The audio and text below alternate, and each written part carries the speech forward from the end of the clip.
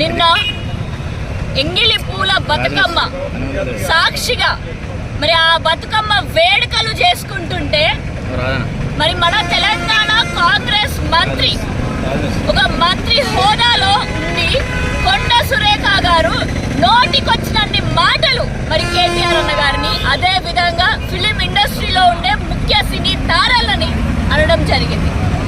వాళ్ళ పర్సనల్ విషయాలలో జోక్యం చేసుకుంటారు. ఎందుకు ఇది?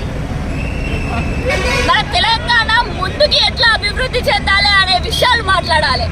అది శాత కాకపోతే అసలు ప్రతిపక్షం గురించి, ప్రతిపక్షం మీద ఎట్లా మీరు బురద చల్లే ప్రయత్నం చేస్తున్నారు కాబట్టి కనీసం గదన్న మాట్లాడండి. మరి అది కూడా శాత కాకపోతే ఏదో ఒక జోకర్ పనులు చేసుకుంటా ఈ విధంగా తెలంగాణ మంత్రి హోదానే భ్రష్టు పట్టించే విధంగా మాట్లాడితే మేము ఊరుకుంటామా? ఒక ఆడబిడ్డ అయ్యుండి అన్నన్ని నోరు తెరిస్తే చాలు ఆ పద భాష దగ్గర నుంచి మొదలు పెడితే ఆ ఎందుకు మాట్లాడుతున్నారో కూడా అర్థం కాని విధంగా మాట్లాడుతున్నారు. మరి కొండ సురేఖ గారు అటాక్ చేయాలంటే బోల్డర్లు ఉన్నాయి, కానీ బతుకమ్మ రోజే ఎందుకు? ఇవన్నీ కూడా డైవర్షన్ పాలిటిక్స్ అని అర్థం చేసుకోవాలి. ఎందుకంటే నేడు కాంగ్రెస్ ప్రభుత్వం అధికారంలోకి వచ్చిన తర్వాత 6 గ్యారెంటీలు మొదటి రోజునే ఎన్నో గ్యారెంటీలు అమలు చేస్తామని చెప్పేసి, రైతు రుణమాఫీ చేస్తామని చెప్పేసి మొదటి రోజే సంతకం పెడతామని అన్నారు. 100 రోజుల్లో 6 గ్యారెంటీలు అమలు చేస్తామని అన్నారు. కానీ ఎప్పుడైతే 6 గ్యారెంటీలలో ఒక్క గ్యారెంటీ కూడా శాతగాక అక్కడి నుంచి డైవర్షన్ స్టార్ట్ చేయాలని చెప్పేసి హైడ్రా స్టార్ట్ చేసింది. మరి ఆ హైడ్రాలో బోరుమని ఎంతో మంది మహిళలు, గర్భిణీ స్త్రీలు, చిన్నారులు, చిన్న చిన్న బాలికలు వాళ్ళందరూ కూడా రోడ్ల మీద పడి కన్నీరు గారుస్తా అంటే ఏడకు పోయింది ఈ మహిళా మంత్రి. మరి ఆ హైడ్రా నుంచి కూడా ఆ హైడ్రా హౌస్ మళ్ళా కాంగ్రెస్ పార్టీకి పిచ్చి బూతులు ప్రభుత్వాన్ని కాంగ్రెస్ పార్టీ నాయకులని జనాలు తిడుతున్నారు అని చెప్పి అక్కడి నుంచి ఎట్లా డైవర్షన్ చేయాలని చెప్పేసి ఆలోచిస్తూ మళ్ళీ ఇంకొక నాటకం. బతుకమ్మ చీరలు 2 చీరలు ఇస్తాం, బహుమతులు ఇస్తాం అని చెప్పి కాకమ్మ కబుర్లు చెప్పిళ్ళు. మళ్ళా అదే బతుకమ్మ వచ్చిన తర్వాత మళ్ళా ప్రశ్నిస్తారేమో అని చెప్పేసి చేనేత బిడ్డలకి ఆ చేనేత చీరలు నేయడానికి అవకాశం రాలేదు.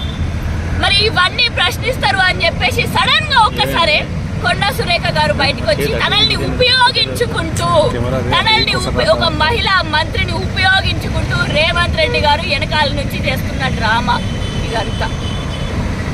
మరి ఈ మహిళా మంత్రులు కూడా వాళ్ళకి ఏది మాట్లాడాలో ఏది మాట్లాడొద్దో అసలు కొత్త గొడుగు లేదా? మరి కొండ సురేఖ గారు ముందుకు వచ్చేసి ఇష్టం వచ్చినట్టు మాట్లాడితే మరి పక్క నుంచి సీతక్క గారు ఆపేది పోయి ఇంకా సపోర్టివ్ గా వెనకాల నుంచి ఇంకా మాట్లాడి అన్నట్టు ఎంకరేజ్ చేస్తారు. మరి ఈ విధంగా ఇట్లాంటి పదాచారణ వాడుతూ మరి ఒక మహిళ పైన, ఒక కుటుంబం పైన భ్రష్టు పట్టించే విధంగా మాట్లాడితే, వాళ్ళ పరువు నష్టం జరిగే విధంగా మాట్లాడితే పరువు పోయేది వాళ్ళది కాదు. నేడు పరువు పోయింది కొండ సురేఖ అక్క మీదే పరువు పోయింది. ఇంత పెద్ద హోదాలో ఉండి ఇట్లాంటి పదభాష ఉపయోగించినందుకు మీ పైనే మీకే పరువు పోయింది. ఇంత పెద్ద హోదాలో ఉండి ఇట్లాంటి పదభాష ఉపయోగించినందుకు మీ పైనే మీకే పరువు పోయింది. ఆ పరువు మాత్రమే పోవడం కాదు, మీ పైన లీగల్ నోటీసు కూడా జారీ చేయడం జరుగుతుంది. మరి అన్నీ కూడా ఉట్టేనే కూర్చోము మేము బీఆర్ఎస్ నాయకులం అందరం కూడా. మీరు 6 గ్యారెంటీల దగ్గర నుంచి మొదలు పెడితే హైడ్రా బాధితుల వరకు మీరెవ్వరూ అండగా లేరు కావచ్చు, కానీ ప్రతిపక్షంగా మేము అండగా ఉంటున్నాం నేడు బీఆర్ఎస్ పార్టీ నాయకులం అందరం కూడా. మరి నేడు కేటీఆర్ అన్న పైన ఏదైతే విషం చిమ్మే పదాలని ఉపయోగించుకుంటా డ్రగ్స్ అడిక్ట్ అని చెప్పేసి కేటీఆర్ అన్న ఇంకా ఏమేమో మాట్లాడేళ్ళు. మరి కేటీఆర్ అన్న సవాల్ ఇస్తుండే ఇప్పుడు కాదు, ఎప్పుడో సవాల్ ఇస్తుండు. మీకు దమ్ము ధైర్యం ఉంటే నాతో పాటు రేవంత్ రెడ్డి గారిని కూడా పంపించండి, నేను ఇప్పుడే టెస్టులు కూడా చేయించుకోవడానికి సిద్ధంగా ఉన్నానని చెప్పి. మరి పోయిల్లా మీరు టెస్టులు చేయించుకున్నారా? అది శాత కాదు, అది శాత కాక మీరు ఇష్టం వచ్చినట్టు పదాలని మీరు వదులుతున్నారు. మరి నేడు పెద్దపల్లి నియోజకవర్గంలో తెలంగాణ తల్లి సాక్షిగా మేము తెలంగాణ ఆడబిడ్డలుగా మరి తెలంగాణ ఆడబిడ్డల గౌరవాన్ని ప్రొటెక్ట్ చేసే విధంగా బీఆర్ఎస్ పార్టీ నాయకులను మేము నడుచుకుంటున్నాం. మరి హరీష్ రావు గారు కూడా పోయిన కొండ సురేఖ గారిని కొంతమంది సోషల్ మీడియాలో తనపై హరీష్ రావు అన్న గారు కూడా తన వెనకాల ఉన్నారు. అలాంటి దుష్ప్రచారం, అలాంటి పదాలు వాడొద్దు, ఒక మహిళని అలా చూడొద్దు అని చెప్పేసి హరీష్ రావు గారే, ప్రతిపక్షంలో ఉన్న హరీష్ రావు గారే తన వెనకాల ఉండి తనకు సపోర్టివ్గా నిలిచింది. కానీ నేడు మీరు ఉపయోగించేటటువంటి భాష ఎలా ఉందనంటే యావత్ తెలంగాణ ఆడబిడ్డలనే ఈ విధంగా, ఈ తెలంగాణ ఆడబిడ్డలందరూ తలదించుకునే విధంగా మీరు మాట్లాడుతున్నారమ్మా. మరి ఇది సరైనది కాదు. అదే విధంగా మీరు ఏదైతే క్షమాపణ ఇష్టం వచ్చినట్టు మాట్లాడి క్షమాపణ చెప్పాలని అంటే మీకు నోరు రావట్లేదా? అంత పెద్ద నోరు వేసుకొని ఇష్టం వచ్చినట్టు మాట్లాడిల్లు. ఈరోజు ఉదయం చూస్తే ఆ ట్విట్టర్లో తన ఇష్ట ప్రెస్ మాటలలో నేను ఇచ్చిన మాటలు వెనక్కి తీసుకుంటారా అని చెప్పేసి మాట్లాడితే సరిపోతుందా? క్షమాపణ చెప్పడానికి మీకు నోరు రావట్లేదా? అందుకనే నేను పెద్దపల్లి నియోజకవర్గంలో బీఆర్ఎస్ నాయకులం అందరం కలిసి మరి నిరసన తెలియజేస్తున్నాం. బేషరతుగా మీరు కేటీఆర్ అన్న గారికి, అదే విధంగా సమంత గారికి, అదే విధంగా నాగార్జున గారి కుటుంబానికి మొత్తానికి కూడా మీరు క్షమాపణ చెప్పాలి.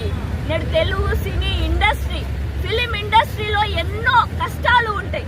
అట్లాంటి కష్టాలని ఒక ఆడ పిల్లగా సమంత గారు బయటకు వచ్చి ఒక దుర్గామాత దేవి లెక్క, మరి అట్లాంటివి మీరు అట్లాంటి మాటలు అనేసి తన పరువుకి నష్టం చేస్తే కూడా ఎవరు ఫిలిం ఇండస్ట్రీలో కూడా ఎవరు తట్టుకోరు. కాబట్టి మీరు బేషరతుగా అందరికీ క్షమాపణ చెప్పుకుంటూ, అదే విధంగా మీ పైన క్రమశిక్షణ చర్యలు చిత్తశుద్ధి కాంగ్రెస్ పార్టీకి ఉంటే నిజంగా మీరు తెలంగాణ ఆడబిడ్డలకి అదే విధంగా ఎక్కడ నష్టం వచ్చినా అక్కడ మీరు ఉంటారు అని అంటే తన పైన క్రమశిక్షణ చర్యలు తీసుకోవాలి. నేను ఒక చేతిలో